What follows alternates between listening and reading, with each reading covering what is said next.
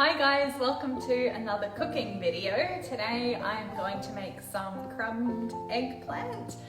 This is a really quick and easy dinner recipe that you can help mum and dad with at home. For our cooking today, we're going to need one eggplant. It's this purpley vegetable here. I've already cut some of that up.